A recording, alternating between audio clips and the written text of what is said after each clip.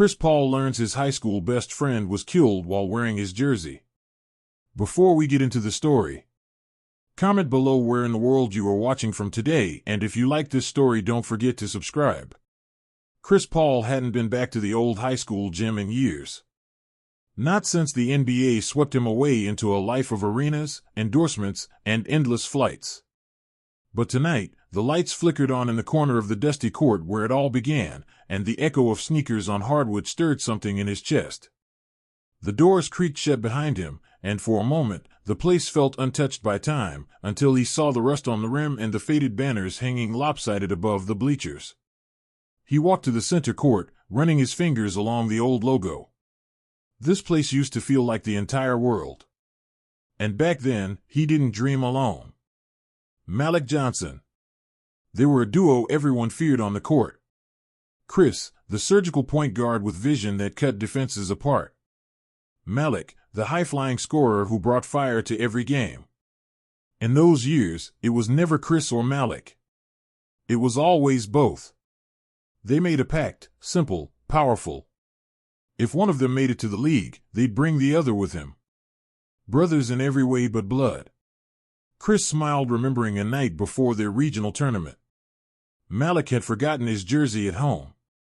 He'd been running late, wild as usual, tossing his gym bag across the locker room in frustration. Chris tossed him his backup number 3 jersey. "Just don't brick all your shots in that," he joked. Malik lit it up that night, wearing Chris's number. They laughed about it for weeks. That jersey was supposed to be a one-time thing. But Malik never gave it back. Chris turned when he heard the doors open. A man in his early 20s walked in, slim, familiar eyes. It took a second before Chris placed him. "Terrence," he said, eyebrows raised. "Hey, CP," Terrence said, his voice low. "You probably don't remember, but I used to tag along behind you and Malik. I was his little brother." Chris's smile faded. Yeah, of course. You grew up." Terrence nodded and looked down at his hands. Then he looked up, eyes heavy. "That's actually why I came. Malik, he's gone." The air felt punched out of the room. Chris blinked. "What?" "He was shot," Terrence said. "Last week. Outside our neighborhood court." Chris stood frozen. The echo of the words bounced around his head like a loose ball with no backboard to land against. Terrence continued. "He was wearing your old jersey." Chris didn't know how to respond. His throat tightened. Why was he wearing that? Terrence shrugged slightly. Said it brought him luck. Said it reminded him of what he was chasing. There was a long silence before Chris whispered, "I didn't even know he still had it." He kept it safe. Every time he coached those kids at the court, he wore it. Chris shook his head slowly, trying to process it all. He hadn't spoken to Malik in over a year. A few missed texts. A FaceTime call that never happened. He'd meant to reach out. There was always time, until there wasn't. Terrence pulled something out of his jacket pocket. A folded notebook with a worn leather cover. He wrote a lot in here. Kept it in his gym bag. "There's a page I think he meant for you." Chris hesitated, then took it. He didn't open it yet. "There's a vigil tonight," Terrence said. "Out at the court. Thought maybe you'd want to come." Chris nodded, barely able to speak. "Yeah. I'll be there." Later that night, Chris stood outside the neighborhood court, his hoodie up, trying not to draw attention. Candles lined the fence. A photo of Malik was taped to the backboard, his smile just as wide as it always was. Kids stood quietly beside parents. A few held basketballs. One wore a knockoff CP3 jersey, too big for his frame. Terrence stood near the front. When he saw Chris, he gave him a nod of acknowledgement. Chris stepped forward and placed his hand on the chain-link fence. The court was cracked, weeds pushing through the concrete. The backboard was barely holding up. This was the same court where they'd played into the night, trash-talking, laughing, building dreams. He reached into his pocket and pulled out the notebook. His fingers flipped to the marked page. Malik's handwriting was still the same, slanted, confident, no hesitation. Yo CP. If you're reading this, it means I didn't get to where we said we'd go. But that's okay. Because watching you made me believe it could happen for one of us. And that was enough. Every time you stepped on that court, you were our dream. Every time I put on that jersey, I remembered why we started. If I don't make it, then at least you did. That's a win in my book. Chris sat down on the bench. It wasn't tears that hit first, it was guilt. That Malik had believed in him right until the end, while Chris had let the silence stretch too long between them. He could hear Malik's voice again, playfully saying, "You better get us there, CP." He had. But not in the way they'd hoped. A young boy approached hesitantly. "You're Chris Paul, right?" Chris looked up. "Yeah. I used to train with Malik," the kid said. "He said you were like his brother." "I was," Chris replied softly. "He told us to play smart. To play for something bigger. He always wore that jersey. Said it reminded him of back when." Chris managed a faint smile. "It did." The boy looked down at his worn sneakers. "I want to be like him." Chris nodded. "Then you've already got a head start." As the crowd started dispersing, Chris stayed seated. The candles flickered in the wind, casting shadows on the court. He watched the backboard sway slightly, the picture of Malik fluttering in the breeze. This wasn't going to be the end. Malik wasn't just a tragedy in the paper. He was the reason a broken court still had life. And Chris realized something clear as daylight: he owed him more than memories. He owed him a legacy. He stood, slowly, with a fire in his chest. Not the kind you feel before a playoff game. This one was personal. And it wasn't going away. The next morning, Chris was already up before the sun, sitting alone on the back porch of his rental house in Winston-Salem. The notebook was still in his hands. He had read Malik's letter at least 20 times now, but it hit just as hard every time. "If I don't make it, then at least you did. That's a win in my book." He had made it, contracts, accolades, all-star appearances. And Malik was gone. Shot outside the very court they used to play on, trying to break up a fight according to Terrence. There was no warning, no second chance. Chris stared at the cracked court from the night before in his memory. The rim bent sideways. Graffiti covering one side of the backboard. The benches rusted, broken. Malik spent years trying to give kids a place to believe in themselves, and no one had helped him fix the foundation. It wasn't just about the court. It was what it stood for. Chris pulled out his phone and made a list. No agents, no press, no sponsors. Just names. Friends from back home. Former teammates. Old coaches. He wasn't looking to throw money at a problem. He wanted to rebuild what Malik started, block by block. By noon, he was at the court again. No cameras, just sweat. A few kids had gathered out of curiosity. Chris brought 2 brooms and a box of trash bags. He got to work. At first, they just watched. Then a kid jumped in. Then 2 more. By the time the sun started to drop, there were nearly 20 people helping. Word had spread fast. This wasn't some NBA charity event. This was a hands-on mission. One of the kids spray-painted M3 on the court, Malik's first name, Chris's jersey number. It stuck. Terrence returned, sweat on his brow, carrying a toolbox. "You sure you want to do this without media? Could get you a lot of good press." Chris looked at him. "This isn't about that." Terrence nodded. "Then we do it right." They worked until dark. Pulled weeds. Picked up glass. Hauled out rusted benches. Chris looked at his hands, blistered, dirty, and for the first time in a while, they felt like they were doing something real. Later that evening, Terrence pulled him aside. "There's something I didn't tell you yesterday." Chris raised an eyebrow. Malik got offered a coaching job out in Charlotte. Paid well. Real gym, good kids. But he turned it down. Chris froze. Why? Said the kids here needed him more. Said if he left, this place would fall apart. Said he'd rather patch up one cracked court than sit in a shiny one that didn't need him. Chris shook his head slowly. That's just like him. Terrence looked down. I used to get mad at him for it. Told him he was wasting his talent. I was wrong. Chris looked out over the court.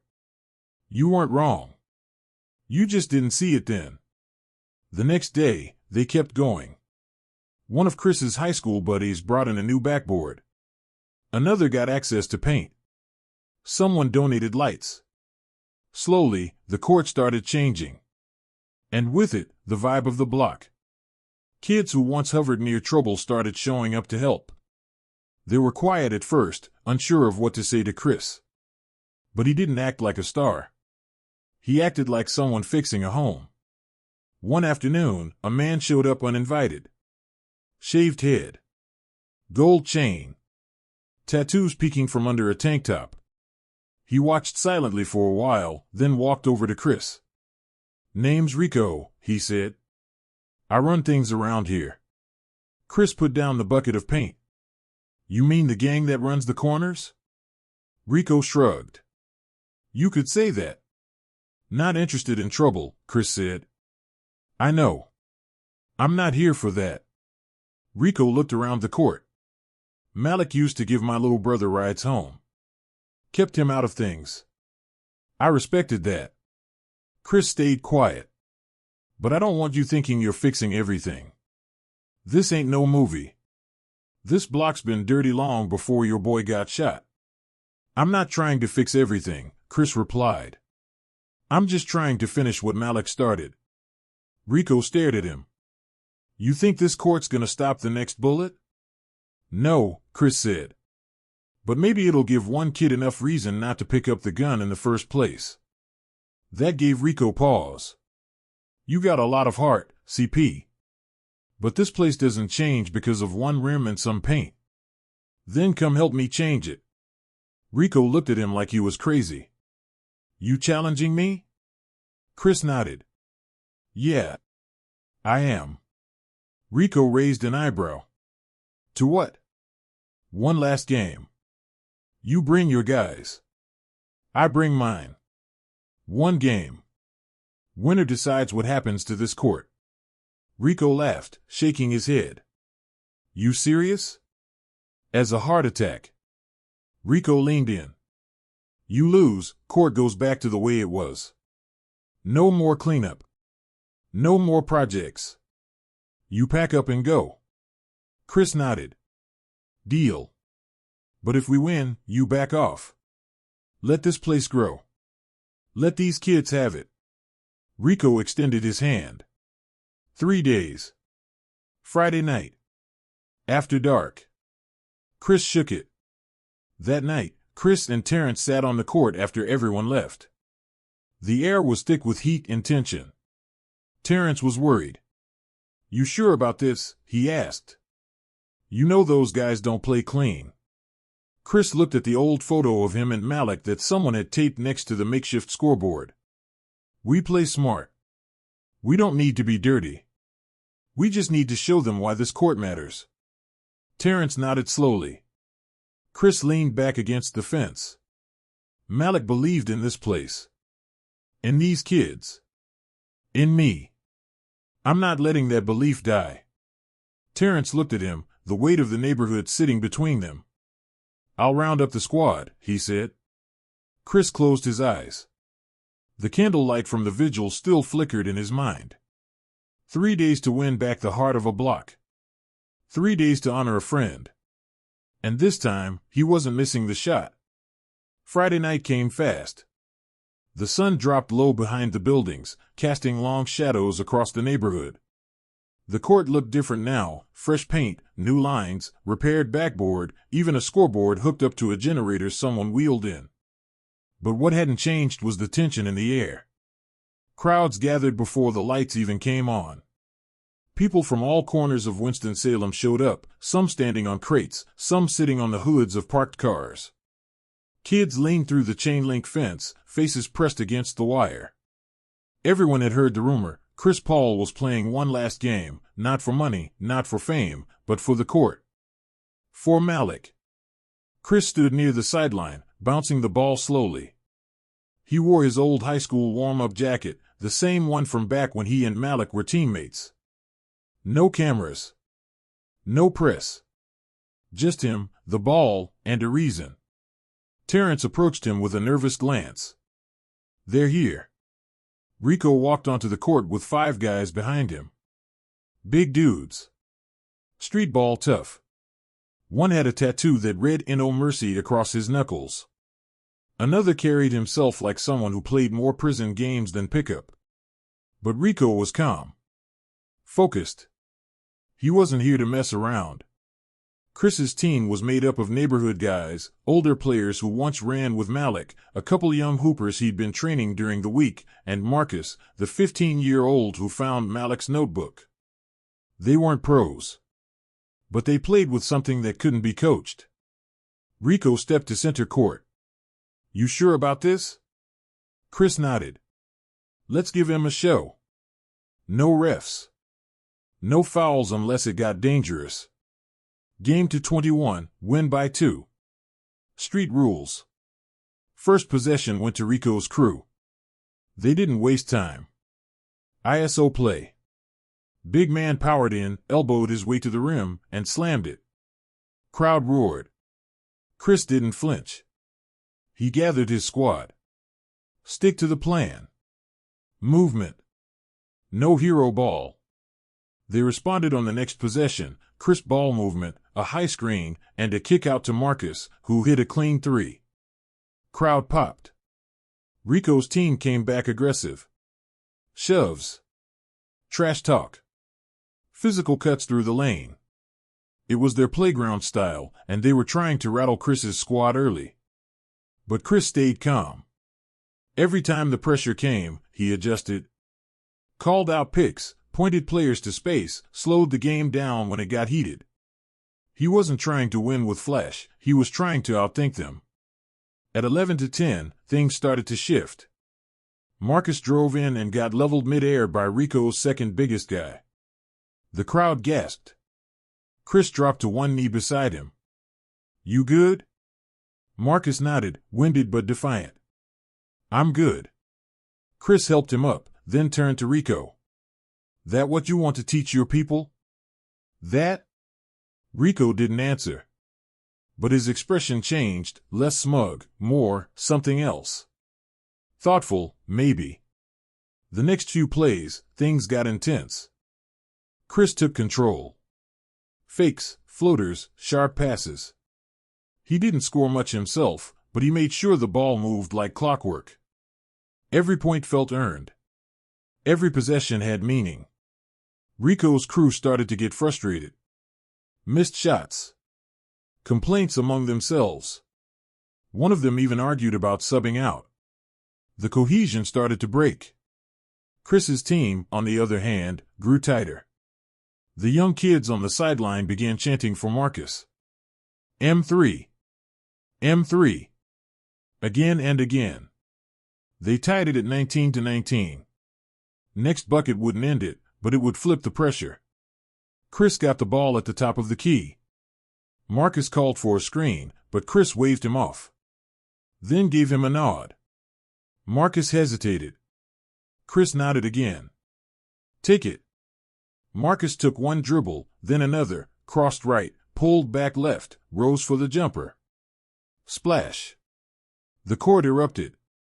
20-19. Rico called time. Not official, but respected. He walked up to Chris, nodding. "That kid's got heart." Chris looked at him. "He's got guidance." "That's the difference." Rico glanced toward the crowd, kids watching every move. Parents whispering, hoping. Then he looked back at Chris. "I ain't gonna throw this game. I don't expect you to. But I'll play it straight." Chris extended his hand. "Fair enough." The final play was raw. Rico tried to tie it with a deep jumper, missed. Chris snagged the long rebound. Instead of slowing down, he pushed the break. No-look pass to Marcus on the wing. Wide open. Marcus didn't hesitate. Release. Arc swish. Game. The court exploded. Cheers. Screams. A few people cried. Rico stood frozen at half court for a moment before walking over and lifting Marcus's arm in the air like a prizefighter. Chris clapped his hands, letting it all sink in. Later, while most of the crowd celebrated or hugged, Rico came over to Chris. "You won." Chris shook his head. Malik did. Rico stared at the backboard. The photo was still there. Lit by floodlights, surrounded by candles. "You got something here," Rico said. "I won't touch it.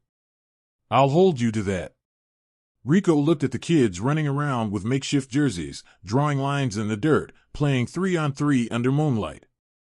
"You know," Rico said, "Malik once stopped my cousin from doing something stupid. Talked him down from shooting a guy." Chris's eyes shifted. "You never told me that." Rico shrugged. "Didn't think it mattered until now." Chris nodded. "Keep it going," Rico said. "You got the fire for it." And then, just like that, Rico walked off into the night. No drama. No threats. Just silence and something close to respect. Terrence came up to Chris, wrapping an arm around his shoulder. That was bigger than a game. Chris looked at the court. Kids playing. Laughing. Parents relaxing. Lights on. "Yeah," he said.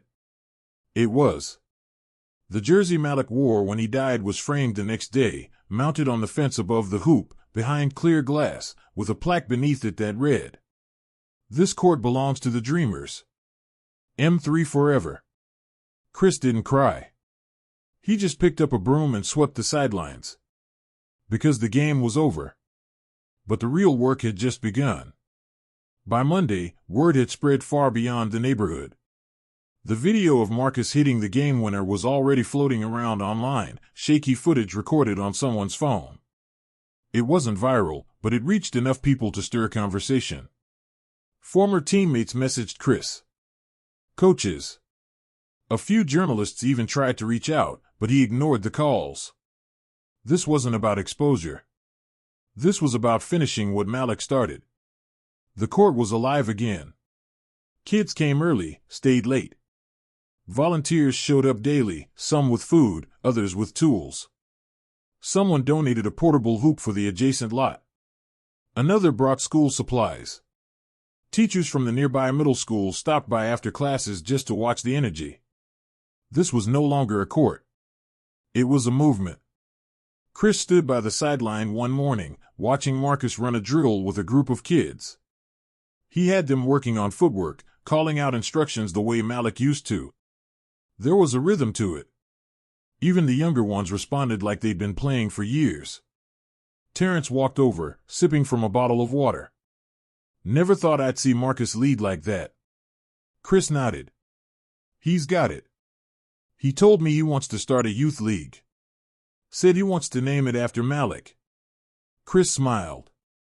"He should." Terrence shifted his weight, looking at the framed jersey mounted above the backboard. Malik never wanted to be famous. Just wanted to matter. He did. Terrence paused, then pulled out a folded sheet from his back pocket. "City sent this over. Zoning paperwork. They want to officially designate the court as a community center. Said it would qualify for grants." Chris raised an eyebrow. "You serious?" "They asked if we had a name." Chris looked toward the fence, then back to Terrence. "Yeah. We do." That afternoon, Chris called a short meeting with the core group, kids, teens, volunteers, old players. He stood on the court with the clipboard in his hand. "We're making this official. Malik Johnson Community Court. From now on, it's not just pickup games and practice runs. It's mentoring. Homework help. Life prep. Real support. The group clapped, cheered. Marcus stepped forward. I can help with the younger kids. I can even tutor math if we set something up. Chris pointed at him. That's what I'm talking about. They got to work fast. Volunteers cleaned out the old locker room. Someone turned it into a small classroom with donated desks and folding chairs. Another group started building shelves for books and sports equipment. A local tech rep brought tablets. It wasn't fancy, but it was real. The deeper Chris got involved, the more stories he heard. One boy said Malik used to sneak him sandwiches during tough weeks when his mom worked late. A girl shared how Malik helped her with jump rope drills because she was too scared to try out for track. Even Rico's little brother came by one day, sat quietly by the fence, then joined in on the drills without saying a word. The neighborhood shifted. Fewer sirens. Less yelling at night. Laughter replaced tension. But one afternoon, a black SUV pulled up near the court. A suited man stepped out. Older. Confident. Clipboard in hand. Chris walked over. Mr. Paul, my name's Harris. I work with the city council. Mind if we talk? Chris narrowed his eyes. Go ahead. There's been some concern about your involvement here. Chris raised an eyebrow. Concern? Well, it's not exactly legal for a public figure to build or fund a community development without formal partnership or permits. Some residents, especially on nearby streets, are worried this will attract too much attention, bring in outsiders. Chris stayed calm. This court was dying. Now it's alive. That's what they should be focused on. I understand that, but rules are rules. If you want to keep this going, you'll need to register a foundation or nonprofit. Go through official channels. Chris looked out at the court. Kids running drills, volunteers painting a mural of Malik's silhouette holding a basketball. You're saying I need permission to keep hope alive? I'm saying if you want it to last, you'll need paperwork to protect it. Chris didn't argue. He just nodded. Fine. I'll handle it. Harris handed him a folder. Deadlines in 30 days. After that, the city can revoke the site's new designation. Chris took the folder and walked away. Later that night, he sat with Terrence going through the documents. Legal language, grant eligibility forms, partnership clauses, it was a maze. This is a full-time job, Terrence muttered. Chris nodded. Good thing I've got time. They made calls. Lawyers. Accountants. Old friends from college. Everyone pitched in. A retired teacher agreed to oversee the education side. A former high school coach took over equipment inventory. Marcus drafted a mission statement. By the end of the week, they had the framework for the Malik Johnson Foundation. The foundation would cover more than just the court. It would offer scholarships, mental health support, career workshops, and, eventually, additional courts in other neighborhoods across North Carolina. But that would come later. For now, Chris focused on finishing what was in front of him. One evening, as he walked the court before closing up, Marcus approached. You still miss him, don't you? The boy asked. Chris didn't look up. Every day. Marcus sat beside him. You think he knew how much he mattered? Chris was quiet for a long time. I think he knew what he stood for. And that's bigger than fame. Marcus pulled out the notebook again, flipping to a new page. Found this one today. It was a page Chris hadn't seen. Malik had written, "One day, this court will outlive me. I hope it grows legs and walks into the future with a new pair of shoes." Chris laughed quietly. Sounds like him. They sat together in silence, the last bit of light fading. Tomorrow, there'd be more paperwork. More calls. More kids showing up with questions and dreams. But tonight, there was peace. And in the distance, the echo of a ball bouncing against a backboard that no longer sagged. It had been 6 months since the first candle was lit at the vigil. 6 months since Chris stood outside the neighborhood court and realized Malik's legacy wasn't finished, it had just been paused, waiting to be picked up. Now, the court didn't just look different, it felt different. Alive. Purposeful. Like it breathed. Chris stood under the midday sun, clipboard in hand, watching dozens of kids go through drills on the freshly painted court. The new scoreboard blinked above them, M3 Community Court, bold and bright. A mural stretched across the far wall, a silhouette of Malik in midshot, surrounded by stars, with the words, "Dreams don't die. They pass on." Beside him, Terrence handed out volunteer shirts to a new group of high school students. The after-school tutoring program had grown from a single folding table to a full converted classroom inside a nearby church annex. A small food pantry now stood behind the court, run by a few local moms who once doubted if any of this would last. And at the heart of it all was Marcus. He wore a whistle now, and a lanyard with coach in training printed in big block letters. His confidence had grown. He led warm-ups with ease, split kids into teams, called out encouragements just like Malik used to. Chris didn't need to hover anymore, he just observed. The torch had been passed. Marcus jogged over. "Hey CP, you got a minute?" "Yeah, what's up?" "We got that team coming in from Charlotte next weekend. Think we could do a community cookout after the game?" Chris grinned. "You organizing it?" "I got help. Rico's brother said he'll DJ. Terrence said he knows a guy with a grill the size of a truck." Chris nodded. "Make it happen. I'll cover whatever's needed." Marcus turned to go but paused. "You think Malik would be proud?" Chris looked around at the court, at the kids laughing, learning, growing. "He wouldn't just be proud," Chris said. "He'd be here every day." Marcus smiled wide and jogged back to the court. Chris exhaled slowly. The foundation was stable now. The paperwork had gone through. The city recognized the site. Sponsors began quietly reaching out, some local, a few national. Chris had been picky. No big logos, no flashy endorsements. This place wasn't for them. It was for Malik. For kids like Marcus.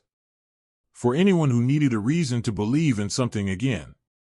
Rico showed up later that day, walking with his head down, hoodie over his face, as usual. He wasn't there to be seen, just to drop off crates of water and a few boxes of snacks. Chris helped him unload. "You didn't have to," Chris said. "I know," Rico replied. "I wanted to." They stood by the fence after, watching the younger kids chase each other in a game that resembled basketball only in theory. "You're doing something real here," Rico said. Chris glanced at him. "So are you?" Rico shrugged. "It's easier when you see it work." Chris smiled. One win at a time. Before leaving, Rico handed Chris a plain envelope. Inside was a newspaper clipping, an article from years ago when Chris and Malik had won the high school regional championship. The photo showed them hugging mid-court, laughing like kids who didn't know anything but victory. "I kept that," Rico said. "Malik gave it to me when I was about to do something stupid once. Told me to look at it before I made my choice." Chris swallowed hard. He saved a lot of people. Rico nodded, then walked away without saying another word. The next morning, Chris flew out to rejoin his team for the rest of the season. The goodbye wasn't loud or tearful. Just handshakes, promises, and a quiet nod from Marcus, who told him, "We got this." Back in the NBA, Chris played with renewed focus. He wasn't chasing anything anymore. He'd already found what mattered. In a post-game interview, a reporter asked about the M3 patch on his jersey. "We've seen it on your warm-ups, now on your official gear. Can you tell us what it stands for?" Chris paused. Cameras pointed. Mics extended. "It stands for someone who never stopped believing," he said. "Even when life made it hard. It's not about a brand. It's a reminder that dreams don't have an expiration date. Sometimes they just need someone else to carry them forward." The clip went viral. But Chris didn't care. What mattered came a week later, in an envelope he found waiting at his locker. No return address. Inside was a handwritten note. Dear Mr. Paul, I just wanted to say thank you. My son plays on the M3 court now. He used to stay inside all day. Now he talks about basketball, school, and even says he wants to help the little ones learn how to dribble. You didn't just change his day, you changed our life. Gratefully. A mother who finally sleeps peacefully. Chris folded the letter and slipped it into his bag. Weeks later, the Charlotte team arrived. The court was packed. Local businesses donated food. There were music performances, speeches from city leaders, and a short film showing the transformation of the court from the cracked, broken place it had been to what it was now, a beacon. Marcus coached the M3 squad. They didn't win. But they played smart, with heart, and no one cared about the final score. At the end of the day, the youngest players were called to center court. Chris stood beside Marcus and Terrence, presenting the first annual M3 Rising Star Awards. Each recipient got a custom jersey, a signed ball, and a scholarship voucher through the foundation. The crowd clapped, phones flashed, but the most powerful moment came when Marcus stepped up to the mic. I didn't know what I wanted to be before this court came back. I thought the best I could do was survive. But Coach Malik believed in more. And CP, he didn't just give us a court. He gave us a future. Silence. Then the entire court rose in applause. Loud, real, from the soul. Chris didn't say anything. He just turned and looked at the framed jersey above the rim, #3, worn and weathered, protected behind glass.